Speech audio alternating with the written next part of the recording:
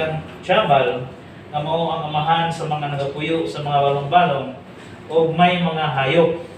O ang ngalan sa iyang igsoon mao si Jubal, siya mao ang amahan sa tanan ng mga nagatugtog sa alpa o sa flauta.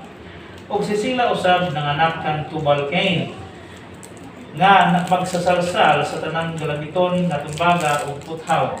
O ang igsoon nga babae ni Tubal-Cain mao si Naama.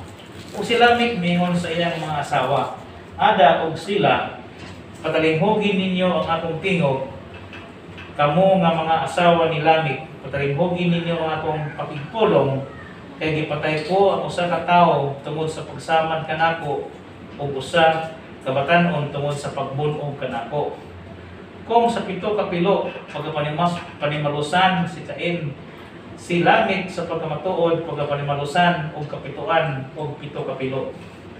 Ug ila pag-usab ni Adan ang iyang asawa ug kini nanganak og usa ka anak nga lalaki ug gitawag niya ang iyang ngalan si Seth. Kay ang Dios mingon siya, nagatudlo kanako og usa ka kaliwat nga ilis ni Abel nga gipatay ni Cain. Ug kang Seth usab na tawo ang usa ka anak nga lalaki ug gitawag niya ang iyang ngalan nga si Enos.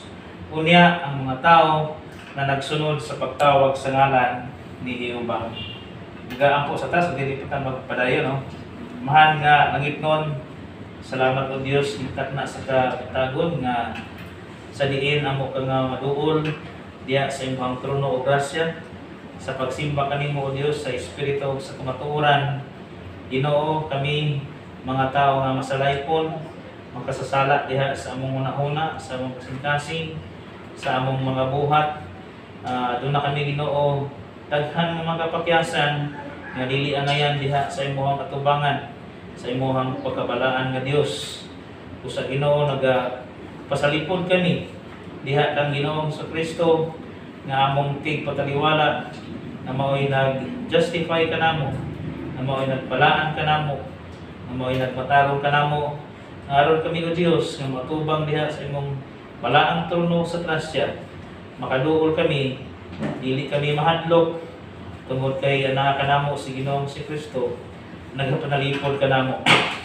Usamahan, salamat sa grasya nga gihatag ni Kristo Jesus nga ni kanamo ang kami karon nakaduol diha sa imong tubangan o nakahimo niini nga pagsimba. Ginoo kining tanan among gitugyan, gisalig bisan sa among pagtuon sa imong pulong Ginoo, ikaw maghahatag og kaayod.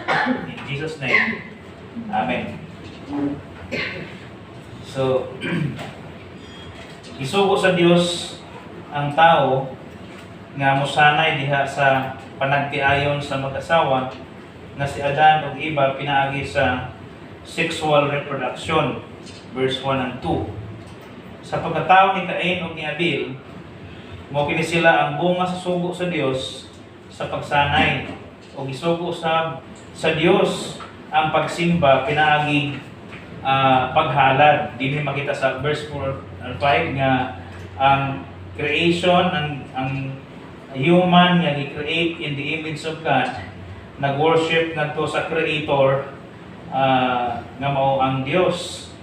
Nga dinhi gipakita sa Dios ang iyang reaksyon sa duha ka klase nga paghalad nga gihimo nila ni Cain ug ni Abel. So dunay negative responses of God towards the worship of Cain, o adunay negative positive responses of God towards the worship of Abel. So atong kitawag na karon nganong ingon ni ana ang mga responses sa Dios sa diha kining duha ka binuhat nga mi-offer sa pagsimba diha sa Dios. So dinhi ito makita nga naipadayag ang dautan o ngilad nga reaksyon ni Cain nga wala daw ato sa Dios ang iyang paghalad tubangan sa kanhiyoba sa verse 5 to 6. Ang nakita sa Dios nga sala diha kang Cain mao ang sala sa kasina nga miresulta ngadto sa usa ka buhat sa pagpatay nga gikapungtan sa Dios.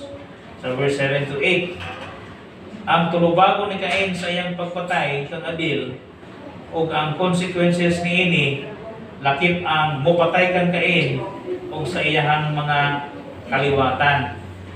So, ipadayag dinhi ang mga kaliwatan ni Cain ug ang sunod nga kaliwatan ni Adan nga mao si Seth ang puli nga namatay nga si Abel. So, take note na to, no, nga Genesia, account sa Genesis, so Old Testament, Scripture, tapos layo kayo ni ang distansya sa ato, no? Muna nga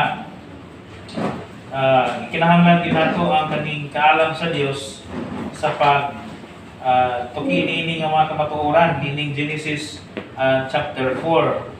So og adunay mga daghang maligsan, no, nga mga evil practices din sa kalibutan. So nga sa diin masakitan ta kabahin niini, no, pero kay mo magini mensahe magini sa Dios ug ang pulong sa Dios dili magyud siya matuis. So unang naagay mga behavior o naagay mga manner nga maigo o maligsan niini nga passage karon sa tuang pag-discuss niini. So dinhi sa Genesis chapter 4. So akong ihatag ang message ng ato ang pagpamalandungan karon mo kini, no. Bisan ang tao nahulog na diha sa kasalanan. Di ba nahulog na ang tao sa kasalanan, no?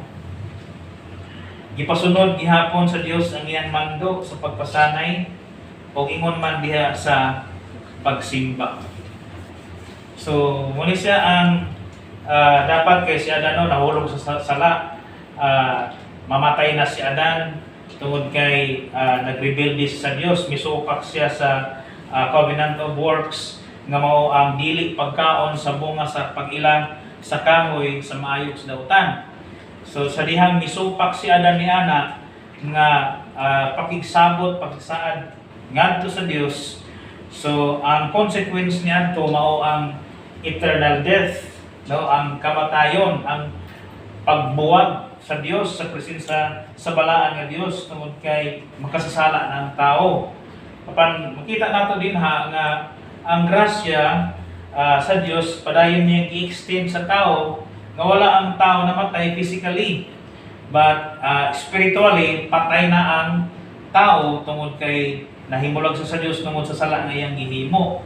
Pero buhi pa ang tao physical o diha sa tawhanon nga bahin padayon nga patuman sa Dios ang iyang mando sa pagpasanay, no.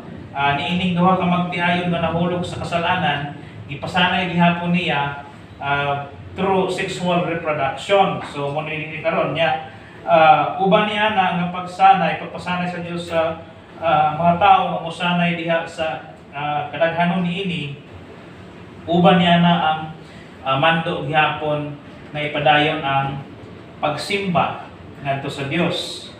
So mo ni ang atong makita dinhi karon sa chapter 4, mo focus kita diha sa niini nga mga kamatuoran. So karon nga buntag atong pamalandungan ang mga kamatuoran dinhi niini kapitulo 4 sa Genesis chapter 4.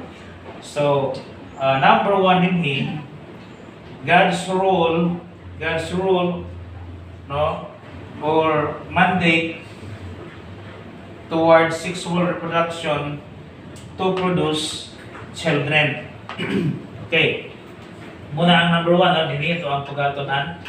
Kining mando sa Dios o mandate sa Dios towards reproduction to produce children. Ingon man diha ang pulong sa Ginoo nga sumanay kamo bisan og after nga nahulog na sila diha sa kasalanan.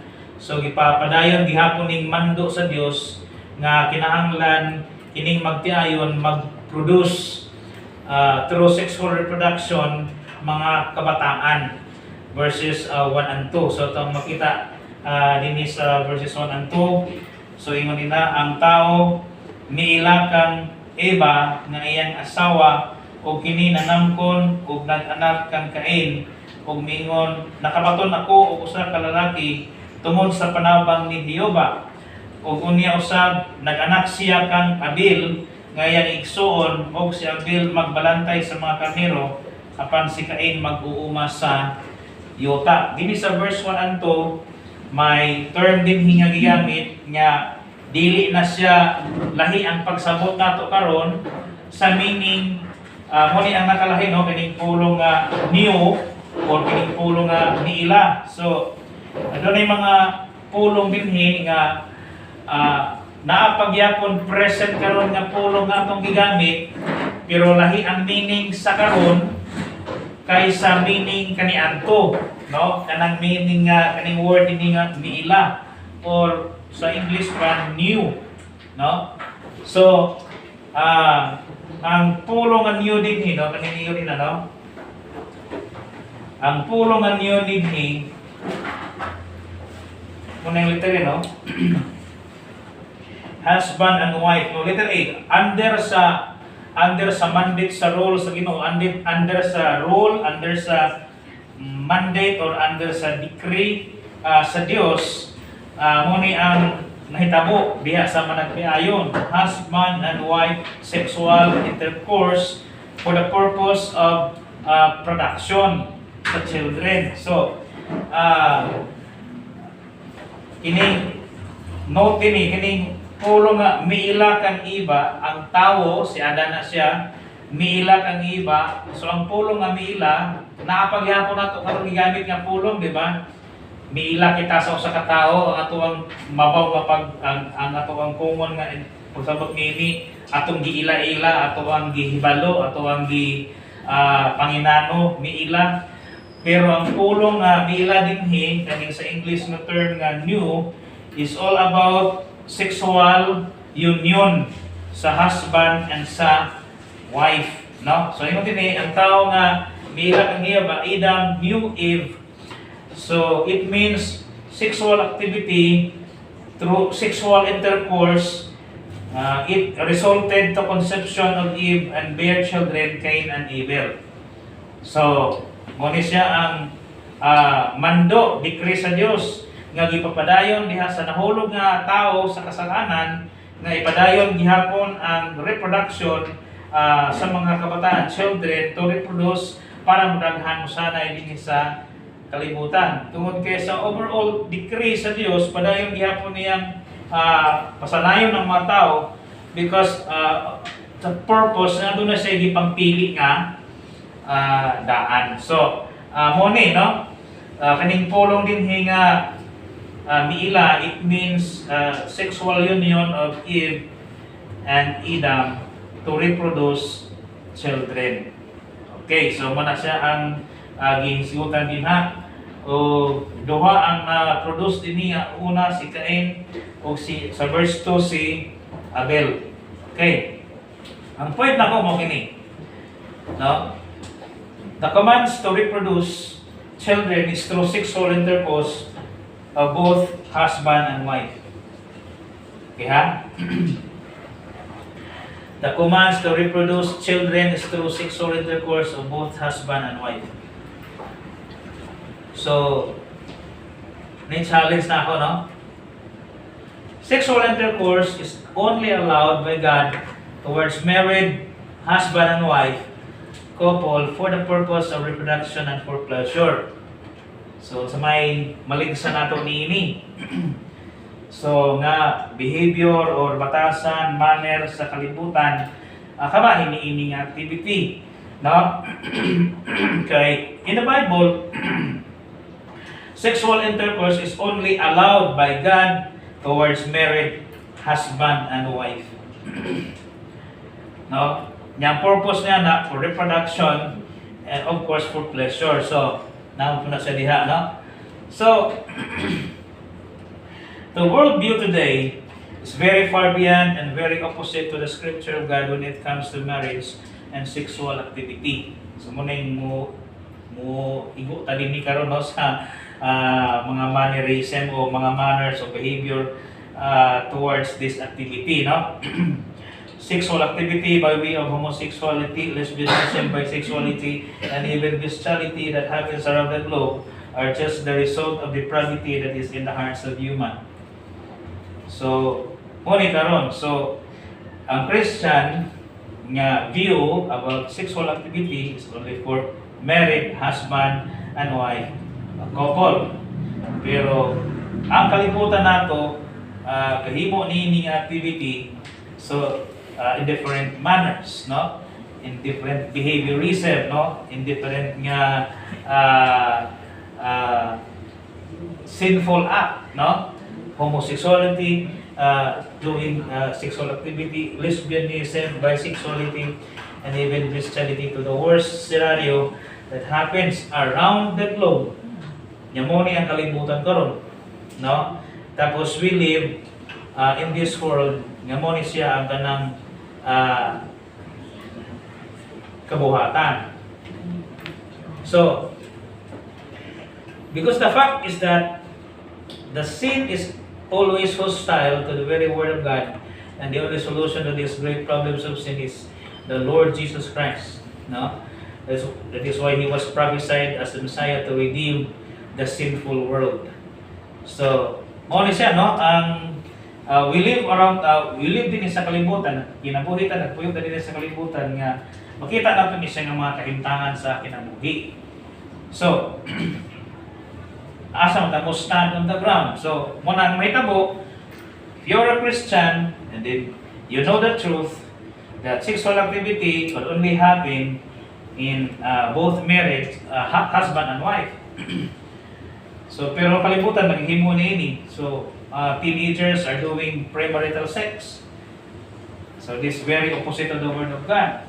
Now, sumoma din yan kinabuhi sa kalibutan na naakali na po nagbarog sa kalibutan. So, are we standing against the world? So, kung ginasa Christianity, mo stand ka against the world. So, in standing against the world, so you have to stand with your conviction that you are against with the principle that they are doing. So, muna ang hitabo. So, karon muna ang Christian, mahulog daghang mga manifestation ng ipikita. It's either ang sa Christian, mo pabor sa nini, mo uyon sa nini nga buhat, uyunan niya ni nga mga buhat, or ang sa Kristyanon, pwede ba niyang silent lang sa nini, or ang uban ng mga Kristyanon, kanang very convicted niya, against yun sila nini. So, muna nga, there are Christians nga tungod kay may mga rights man sila, di ba? May mga rights, may mga human rights. So, may mga ginabarugan sila. So, kung moatake ka sa ilaha, mahulog ka man nga to the point of discriminating, to the point of discrimination. So, una nga, upang mga Kristyanon, they're very silent about it. So, hilom lang sila kabahin ni ana nga mga kinabuhi ini sa kalibutan. Pero the Bible said nga mo kini siyang dapat himuon towards sexual activity, so between married couple, husband and wife. So wala ginang ginatudlo diya sa kaning ginahimo sa kalibutan, so pagbilang pulong sa Ginoo dinha. So letter B din no, mo ni siya no. Sex outside of marriage is prohibited in the sight of God, and it is considered as sexual immorality. So what is it, no? It happens sa mga teenagers, no? So around 13 years old, 14 years old, 15 years old, 16 years old, doing premarital sex. And it is very rampant, it is very common in our world today. So sex outside of marriage is prohibited in the sight of God, and it is considered as sexual immorality. So, kung ang alisod ng kinabuhing Kristiyano, no? Kung ang imong palibot,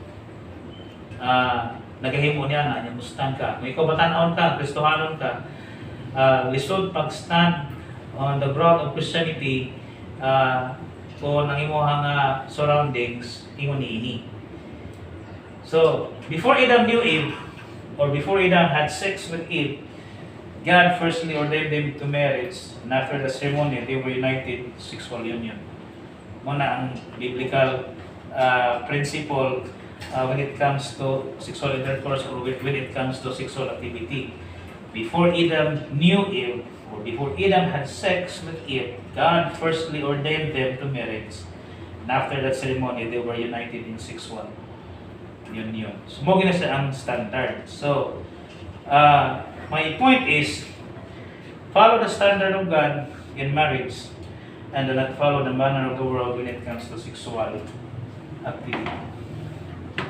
So, muna siya ang atong challenge. And it's hard to comply this challenge, no? Ito ang kinabuhi. So, when in ourselves, deep in ourselves, we have the sin, the struggle nga lumon diha sa to ang kinabuhi, kini mga struggle ato when it comes to sexual activity. No? So my challenge, my another challenge is premarital sex is very common nowadays, and even adultery are very common today. So this is the world where we are living. We cannot stop this kind of activity. We cannot stop this kind of activity. Hindi ka makapahunong ni. But we are commanded by God to follow His standard and not the standard of this world. So, ano siya, no? Ito ang first nga lesson na makita din sa Genesis chapter 4. So, any questions kay mo ato ta sa lain nga mandate, no, sa Ginoo? Questions kabahin nini? You have questions kabahin nini? Ato ang gisgutan sa number 1, the role or the mandate of God about sexual activity.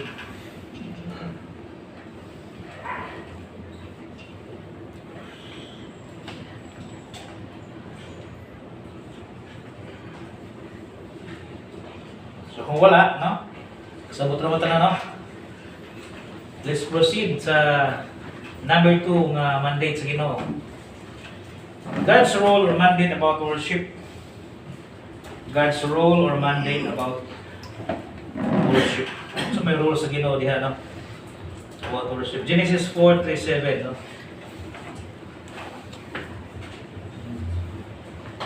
Verse 3. Kung sa nagairog ang panahon, nahitabo nga si Cain nagdalagi kan sa mga abot sa yuta, usa ka halad ngadto kan Hioba. So worship, usa ka halad ngadto kan Hioba. Si Cain, nya ang halad ni Cain gikan sa abot sa iyang mga yuta. Verse 4. Og si Abel nagdala usab sa mga panganay sa iyang mga karnero ug sa mga matambok nini, ug gitamod ni Hioba si Abel ug ang iyang halad. So verse 5. Apan kang Cain ug sa iyang halad wala siya ipagtamod. O nangisog si Cain sa hilabihan gayod ug gilad ang iyang panagway. O si Hioba mingon kang Cain, nganong nasuko ikaw ug nganong nagilad ang imong panagway? Kung maayo ang imong gibuhat, pinidili ba pagadaygon? O kung dili ka magbuhat ug maayo, kung sala nagakay-ad sa ganhaan o kanimo mamao ang iyang kinuha apan ikaw magabuot niini. O verse 8 mga na siya ang consequence sa sin ni Cain nga iyang gipatay si Abel, the first murder that happened diha sa Genesis, no, sa human history, the first murder that happened, no, in the history kini pagpatay ni Cain sa iyang igsoon mo si Abel. So God's role or mandate about worship. It is mandatory that the Creator must be worshipped by the creation. And since among the creations, only human are being created in the image of God, immaterially, human are capable of rendering worship to the Creator. So, among creations, so ang mga mananap, create seas, birds, fish, i-create sila, pero i-create sila nga walay kalag. They have the life, pero wala sila kalag nga may accountability. So only human being was created with this accountability, kaya i-create ng human beings with soul, with immaterial image. Kanang immaterial image, muna ang gisgutan nga emotion, intellect, and will. So created in the image of God. Muna nga only human are capable of rendering worship to the Creator. So dinhi ato makita ang duha kapag simba sa duha ka binuhat nga si Cain ug si Abel pinaaging paghalad. So kita nato ang worship din no sa human nga gi-create sa Ginoo no. So nag-worship sila. Letter A, Abel's offering by way of animal blood sacrifice. Yun na ako si Abel, no? Verse 4. Tapos Cain's offering, fruits produce of the land. Tapos muna siya ang kang Cain's na offering. So, ang pangutana, nga wala dawata sa Diyos ang kang Cain kung nga ginawat mo sa kang Abel. Pareho mo sila nag-render o worship mo sa Diyos. Kaya dili mo gusto sa Ginoo nga paagi sa pag-worship. Okay ha, so Abel's offering boy of animal blood sacrifice, Cain's offering fruits produced of the land. So, manula dawata. So, verse 4 no. Ang halad ni Abel, the first reason nga wala dawata sa Dios. Okay. The first reason no is that verse 4, ang halad ni Abel gitagaan og pabor sa Dios. No, ang verse 4 may gihulagwayan sa unahan nga panghitabo. Unsa man na siya? Ang kanang gihulagwayan sa unahan nga panghitabo, kanang panganay sa iyang mga karnero. First fruits. No? Firstborn sa mga karnero. So, kanang pulong nga firstborn sa iyang mga karnero ikuha ni Abel ang firstborn sa iyang mga karnero niya gihalad na to sa Dios as burnt offering. Nag-prefigured kini kang Christ ang firstborn son nga gi-offer sa cross sa Kalbaryo. So muna nga itagaag pabor ang halad ni Abel kaysa kang Cain, no? So Genesis chapter 2 may gihimo ang naman kay mo connect mo sa Genesis chapter 2. Ang Genesis chapter 2 may gihimo ang Dios kapag patay sa karnero aron ang panit niini ikatabon sa hubo nga si Adan ug Eva nga nag-prefigure gyapon kang Christ. So wala pa gahimo si Abel sa iyang offering sa Genesis chapter 4. So ang Dios sa Genesis chapter 2 may himo na siya nga pagpatay sa karnero, blood sacrifice. And then, gipatay ang karnero, aron ang panit sa karnero, itabon sa hubo, nga makasasala nga si Adan ug si Eva. Nga ang meaning niya na siya, nag-prefigure, ihapon siya kang Christ in the future. So, kunya, sa balawod ni Moises, gi-require diha sa paghalad sa mananap, aron pagtapon sa sala, pinaagi og dugo.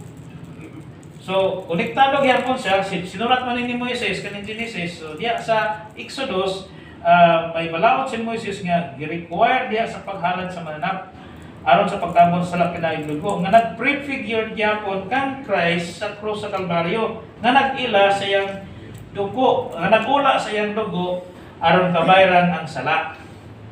Hebrews 11:4. Muni ang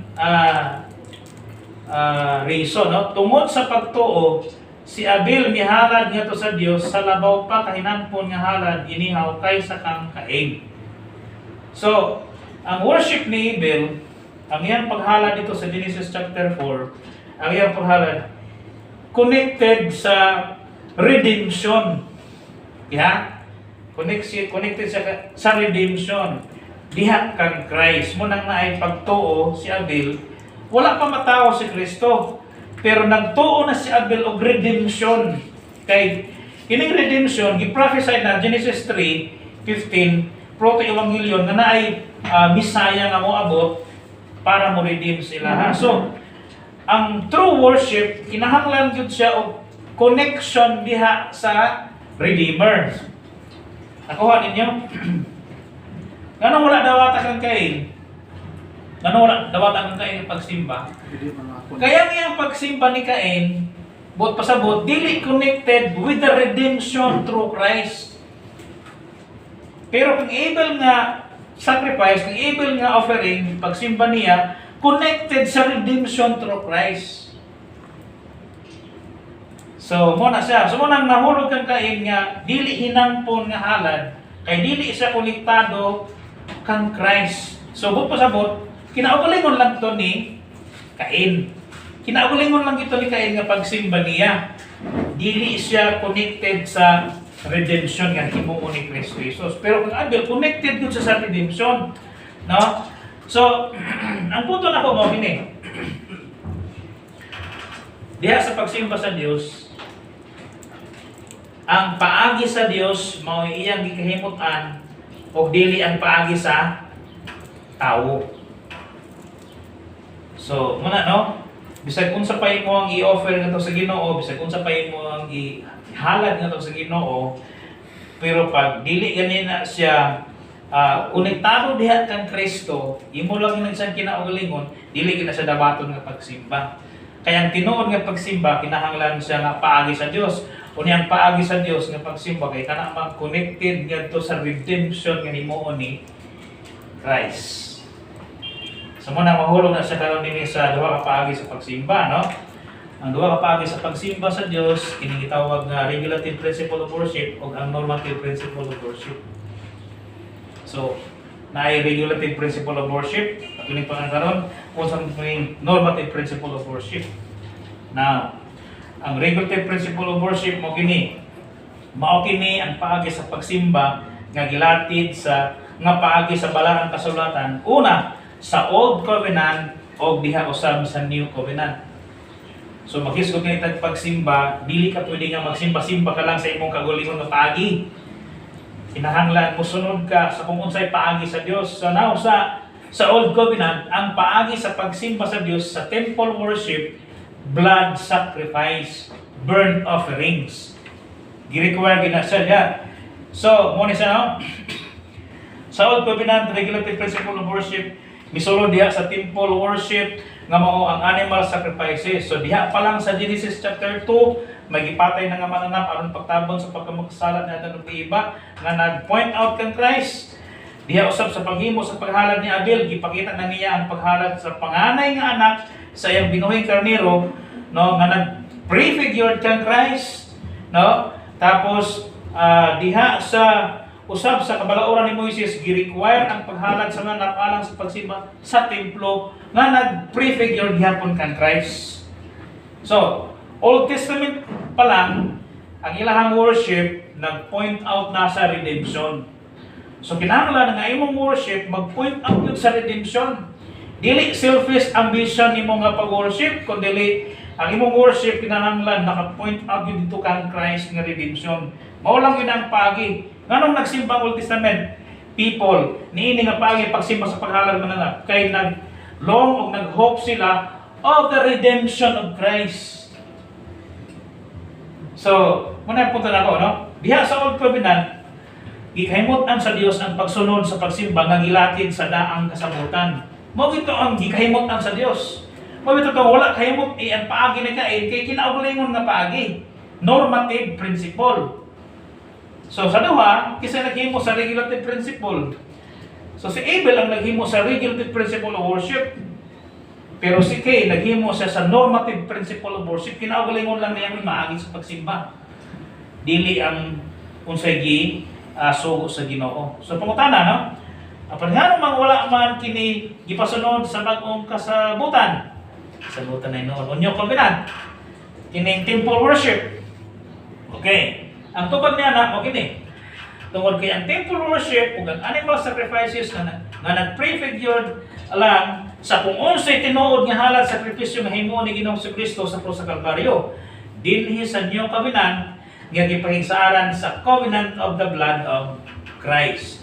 Ipaundang na ang temple worship nga mao ang halad sacrifices sa mga animals tungod kay natuman na kini siya nga types, no, natuman na kini siya diha kang Kristo Jesus nga mao ang gi-offer ang firstborn son nga gi-offer sa cross sa Kalbaryo para sa kaluwasan. So muna nga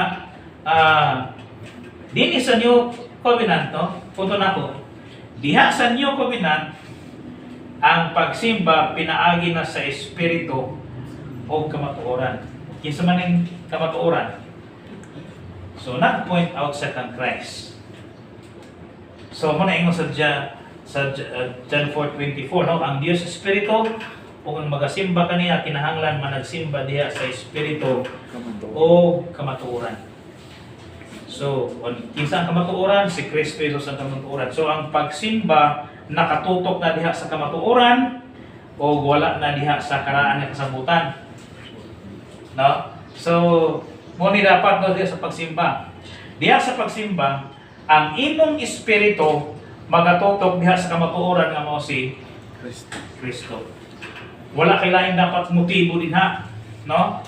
So, what on ang mentality nga, musimba ko para maibsan ako sa laa, musimba ko para mapanalanginan ko sa Ginoo, musimba ko para mahilti ako ang lawas, musimba ko para sa unsang mga lain na motibo, dili na sinana.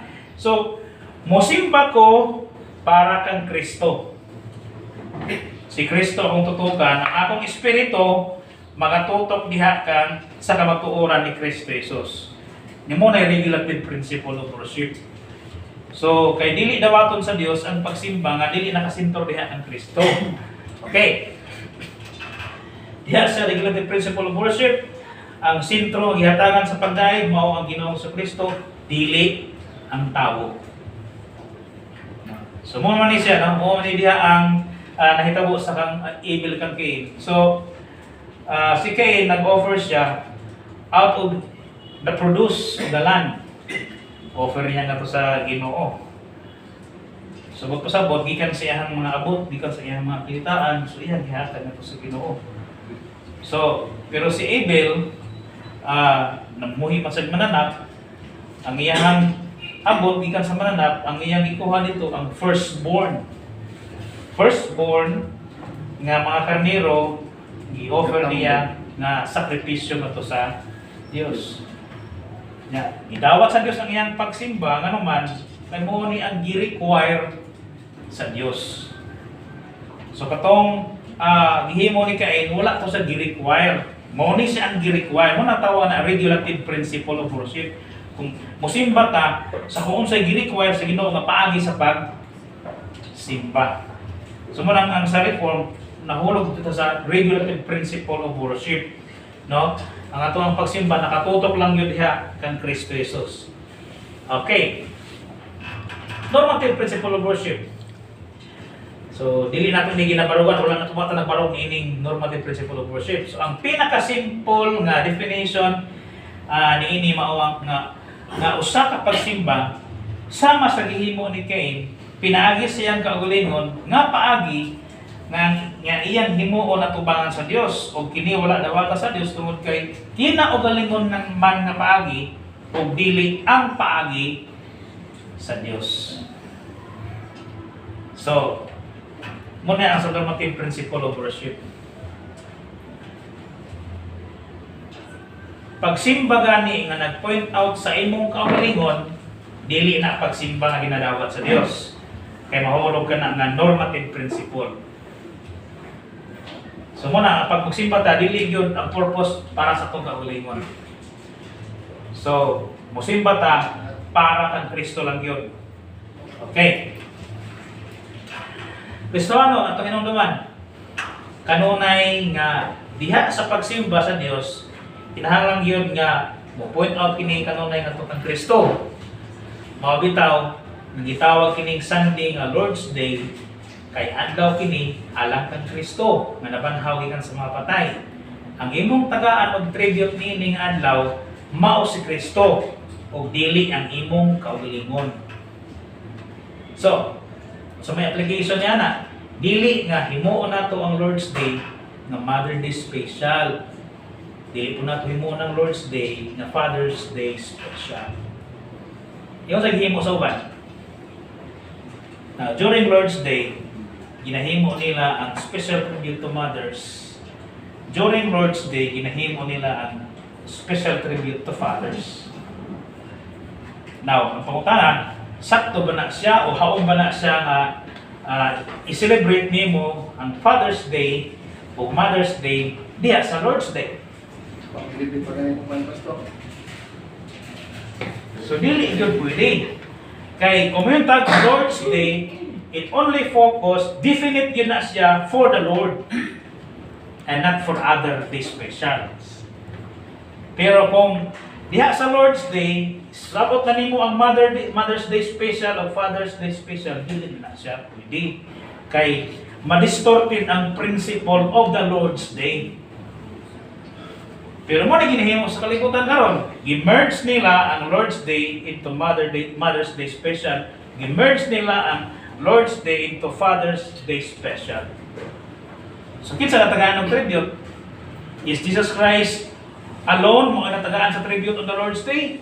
Dili. Kinatagaan tribute ang Father's Day special and Mother's Day special. Mo bitaw na nga kung maghimo tag Mother's Day special or Father's Day special, dili pwede nato himo on the Lord's Day. Pero sa man na kay masabay man sa kalibutan, kaya ang kalibutan mao man nga adlaw ang nahimuon. No? So, pero dapat speak one with that, no? Klaro mo ginato. Pag yung Lord's Day na.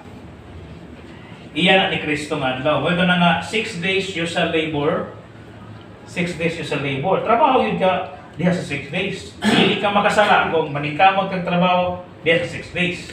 Pero pag ang Lord's Day, himuon ganin mo siyang working days, labor day kana siya nga adlaw, sumunang nakasala ka na sa Ginoo, breaking the Sabbath.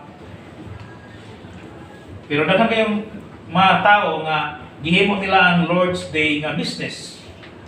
Nga naman, tungod kay wala nila nakita ang pag-divide sa Ginoo sa mga adlaw nga ang 7 days i-divide into 2, 6 days labors, first day worship. So muna wala kasabot ang uban yan ang kamatuoran. So ayaw daw nga masabda nato kini siya nga mga kamatuoran kini truth about sexual activity that could only be happen diha sa marriage between husband and wife. And then second, talking about worship, nga kinahanglan ng atong worship, regulative principle kung unsa ray paagi sa Dios sa pagsimba ato ang ginahimo. Dili ang atong kinaugalingon nga mga paagi. Nya diha sa Lord's Day dili pwede nato nga salutan og mga other activities that human activities nya dili ang spiritual nga activity nga mao ang pagsimba diha sa Dios sa espiritu sa kamatuoran. Question. Naway pangutan na? So how about ito nag-observe og laing adlaw basta Sa sa Pagsimba? service o simba. Tapos